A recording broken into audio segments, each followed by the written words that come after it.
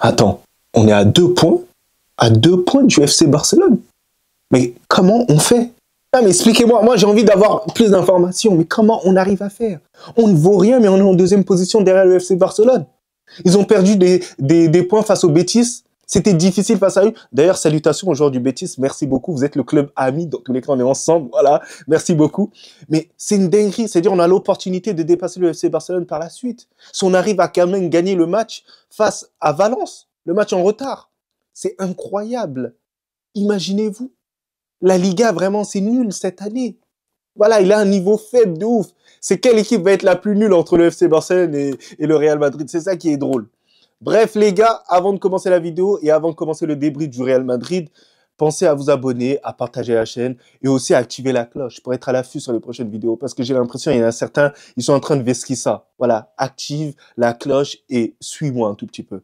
Donc les gars, je vous cache pas que ce match-là du Real Madrid, j'ai un avis assez mitigé. Entre la joie d'avoir les 3 points ou le contenu du jeu, qui est tout simplement catastrophique. Surtout la première mi-temps, mais quelle abomination. Vraiment, je voulais me frotter les yeux à la javel. C'était dégueulasse, pourri. Ah oui, non, mais il n'y avait rien du tout. Les seuls joueurs qui ont été bons, c'était qui? C'était Bellingham et c'était Rudiger, qui s'étaient battus sur le terrain. Et encore Tchouaméni, mais bon, dans les placements, c'était pas trop ça. Mais c'était les 2 seuls joueurs. Après, le reste, c'était nul. On s'est fait dominer par Girona en première mi-temps. Comme si on était Portsmouth. Ah oui, non, mais comme si eux, ils étaient favoris face à nous. Voilà, les intentions de jeu, les ressorties de balles. Tu voyais même de la frustration un tout petit peu sur Bellingham. Moi, j'arrivais pas à comprendre. Je m'étais dit, non, on va se faire laminer. Heureusement que Van de Beek, il était pas trop précis dans ses frappes. Heureusement que sur certaines actions, ils ont été tendres avec nous. Après, heureusement, on a réussi à marquer le but grâce au Jude Bellingham qui est là au bon moment, qui se bat à juste titre. Il mérite de marquer ce but, Jude Bellingham, personnellement. Est-ce que le Real Madrid ont mérité de marquer à ce moment-là? Non. Mais est-ce que Jude Bellingham méritait de marquer ce but-là? Oui. Parce que son attitude était présente à ce moment-là. Il se battait sur tous les ballons. Et c'était l'un des seuls. Et la problématique qu'on avait, c'était quoi en première mi-temps? Et moi, je vous le dis, c'est le pressing pitoyable mis en place par Carlo Ancelotti. Je ne sais pas qui l'a mis en place, mais en tout cas, c'est nul. C'est pourri, ça me donne envie de gerber. Un coup, c'est Brahim Diaz qui fait le pressing, un coup, c'est Mbappé, mais c'est jamais tout le monde en même temps. Mais tout le temps, il y a Bellingham à l'intérieur. C'est un truc de fou, quoi. Et donc, ça fait que les petites équipes peuvent ressortir beaucoup plus facilement, surtout si tu as des joueurs habiles techniquement. Et c'est ça que nous, on n'arrive pas à comprendre. Et en plus, regardez, en première mi-temps, il y avait des largesses. Oh, mais des largesses vraiment défensives, mais incroyables. C'est pour ça quand j'entendais Omar dire « Ouais, non, Modric, c'est l'homme du match ». Moi, j'ai pas oublié la première mi-temps. Par contre, Modric, il faudra pas qu'il me blague. Hein. Sa première mi-temps, elle est catastrophique. Au même titre que Arda Güler, Valverde, etc. Tout le monde, à part Jude Bellingham et Rudiger. Heureusement que la deuxième période, elle est arrivée. Voilà, la deuxième période, ça les a permis, j'espère, de se faire crier dessus, de se faire un tout petit peu agresser. Donc, ils sont rentrés sur le terrain. Moi, je me suis dit, bon, j'espère qu'il y aura un sursaut d'orgueil. Mais je dirais, ça commence un peu Girona, ils ont la balle, tout ça. Je tombe dans le dépit. Mais par la suite, je sens que le Real Madrid est beaucoup mieux en termes de jeu. Voilà, ça temporise bien le ballon. Comme le Real Madrid sait faire un peu temporiser, mais sans être extravagant au niveau du jeu. Tout le temps, c'est vraiment calme. Mais tu sens que les individualités sont en train de prendre le dessus. C'est même pas l'aspect collectif qui a pris les choses en compte. C'est l'aspect individuel. Bellingham qui monte encore plus au créneau. Mbappé dans ses appels qui est un peu mieux quand même, on va pas se mentir. Modric qui est beaucoup mieux. Arda Güler qui arrive à mieux faire les appels, qui est beaucoup plus en confiance. C'est pour ça que un Arda Güler, et j'ai tendance à le dire les gars, Arda Güler doit beaucoup plus jouer les gars. Parce que regardez, même sur le but qui a été mis.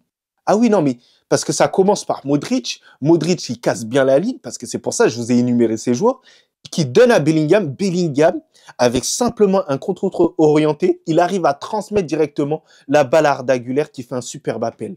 Et il arrive à finir, mais de manière magistrale. En fait, c'est une construction linéaire. Et franchement, Arda Güler, il doit prendre beaucoup plus en confiance, beaucoup plus en jeu. Et c'est pour ça que moi, je ressentais de la frustration envers Carlo Ancelotti. Parce qu'il n'arrivait pas à comprendre que ce petit est un génie. Ce petit, il est délicieux. Ce petit sent le football. Ah oui, non, mais je vous le dis. Et Brahim Diaz aussi, Il a élevé son niveau de jeu, il a réussi à courir, faire des courses, même si ça n'a pas été son meilleur match. On va pas se mentir. Mais il a réussi à élever son jeu. Après, je vous cache pas qu'en défense, ça a été assez cohérent. Ça a été assez solide. Même si Mendy, je l'ai trouvé un peu en difficulté face à son adversaire, mais c'était un sacré client, on va pas se mentir. De l'autre côté, Vasquez, bon, RAS, dans l'axe, voilà, il y en a plein qui tomberont sur un peu Tchouaméni. Mais j'ai trouvé que Tchouaméni, bah, en deuxième période, bah, c'était plutôt bon. Il a fait les bonnes interventions au bon moment. Je sais qu'il y en a plusieurs qui souhaitent voir Asensio à sa place, mais on va pas se mentir, Tchouaméni, c'est un défenseur central, en fait. Ah non, mais il faut arrêter de le mettre au milieu de terrain au final. Ah oui, non, mais oui, faut se le dire, les gars. Il est mieux lorsque il n'y a pas de présence derrière lui. Il est mieux quand il y a le jeu devant lui. Et moi, j'ai compris ça.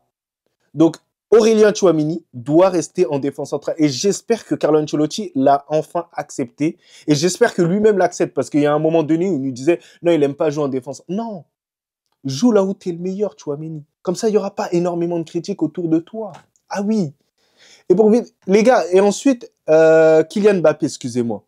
Kylian Mbappé, il y en a plein bon, qui l'ont craché dessus un peu en première mi-temps, à juste titre, parce qu'il n'a pas été bon, tout ça. Mais en deuxième période, j'ai trouvé qu'il y a eu du mieux quand même. Voilà, dans les déplacements, dans plein de choses. Mais il y a un moment donné où Kylian Mbappé, faut qu'il braille son maillot, en fait. Ah oui, non, mais quand il braille son maillot, les gars, voilà, on sent que là, il est beaucoup plus sérieux. Et on sent que même, il a repris en vélocité. Ah oui, non, mais il m'a fait plaisir. Ah oui, parce qu'au début du match, il a pas assez bien braillé son maillot. Il est pas assez bien monté. Mais tu vois, quand il a braillé bien son maillot, bah, il a compris que, en fait, il fallait qu'il fasse des appels comme Mateta. Ah oui, non, mais comme Mateta. Des fois, il a fait des appels de balle sur Luka Modric. Luka Modric, il a compris direct. Belek, c'est un nouveau prime. Ah oui, non, mais je vous le dis. Belek, c'est un nouveau prime de Kylian Mbappé qui est arrivé là. Moi, je crois en lui. Ah oui, non, mais là, c'est à ce moment-là qu'il va falloir finir. Moi, j'ai aimé son appel. Voilà, il est rentré. Il a vu que Modric ne lui avait pas donné la balle à ce moment-là. Il a attendu un tout petit deuxième appel. Bam, profondeur. Il a compris. Ah oui, non, mais comme Mateta. Donc, braille-toi le maillot bien comme il faut. Tu sers bien ça comme il faut. Il faut oublier l'ancien Mbappé débraillé, tout ça. Maintenant, il faut que tu sois mature. Il a écouté les conseils qu'on a fait sur les vidéos. Ah oui, non, mais je vous le dis. Je vous le dis, Kylian Mbappé, après, je vais me calmer un tout petit peu et je vais rester dans l'objectivité parce que là, je suis devenu fou pendant un petit instant.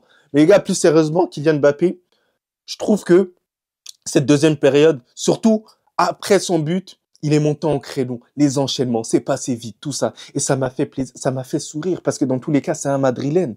Voilà, il est bon, c'est-à-dire que moi, je suis bon. Voilà, je suis bon, je suis souriant, je fais la vidéo, je suis content. Mais par contre, moi, je voulais parler d'un détail, parce que je sais très bien, il y en a certains qui vont pas me parler de ce détail-là. Hendrick. Ah, Hendrick.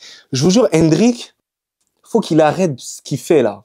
Voilà, il veut pas faire des passes. Il y a un moment donné, il y a une situation, je ne sais pas si vous vous souvenez, il part en 1 contre 1 face au gardien, et il y a Arda Güler sur le côté, et il se fait tacler par le défenseur. Parce que dans sa tête, il veut marquer, il veut pas la donner à Arda Güler. Espèce de crevard. Ah oui, non, mais je le dis franchement, c'est même pas par animosité, mais c'est en mode, t'es un crevard, mais il va falloir que t'arrêtes ça. Certes, tu ne joues pas beaucoup, mais c'est pas la bonne solution. Il devait la donner à Arda Güler. J'étais énervé contre lui. Je voulais le boxer, je voulais le briser. Mais bon, je peux pas trop lui en vouloir parce qu'il est sympa, il court, voilà, il manque de temps de jeu un tout petit peu. C'est vrai que c'est frustrant pour lui. Mais il devait quand même la donner. Bref, en tout cas, les gars, on va retenir que les 3 points. Voilà, on va pas se mentir que bah, le match, il était un peu bizarre. Voilà, il a été scindé réellement en deux. Une première partie catastrophique. Voilà, au milieu, c'était assez et après on a bien fini quand même par la suite. On a vraiment asphyxié cette équipe-là, mais quand même le 3-0, il reflète pas la physionomie du match. Donc pour moi, il va falloir mieux faire les choses. Carlo Ancelotti, moi je demande encore son départ parce que là je sens vraiment que l'équipe vraiment elle est à l'agonie parce que si on joue comme ça face à l'Atalanta, on se fait mais briser, on se fait piétiner dessus, on se fait marcher dessus, on se fait chier dessus. Ah oui, non, mais je vous le dis. Ah oui, non, mais direct, ça va marquer les buts. Et après, on va être choqué, on va se regarder comme ça. Ah oui, non, mais je vous le dis. Ah oui. Donc, ça veut dire, il va falloir se réveiller. Il va falloir mettre l'impact dès le début du match. et mettre beaucoup plus de mouvement en termes de jeu. Parce que notre jeu, il est beaucoup trop statique. Parce que quand je vois les joueurs, à un moment, quand ils ont la balle, après, ça se regarde. Ça ne fait pas suffisamment d'appels en profondeur. Girone, même s'ils ont perdu aujourd'hui, il y a plus de logique, plus de complicité. Mais nous, malheureusement, c'est pas le collectif qui fait les choses. Et c'est ça qui est dommage. C'est toujours les individualités qui ressortent et qui arrivent à nous sauver les matchs. Mais dans certains matchs, la preuve, face à Liverpool, ça nous a pas sauvés. On attendait le collectif, mais malgré ça, ça n'a pas marché. Bref, les gars, dites-moi un peu vos tops et vos flops. Mais en vrai, sinon, ça, toi? En tout cas, bien, alhamdoulilah.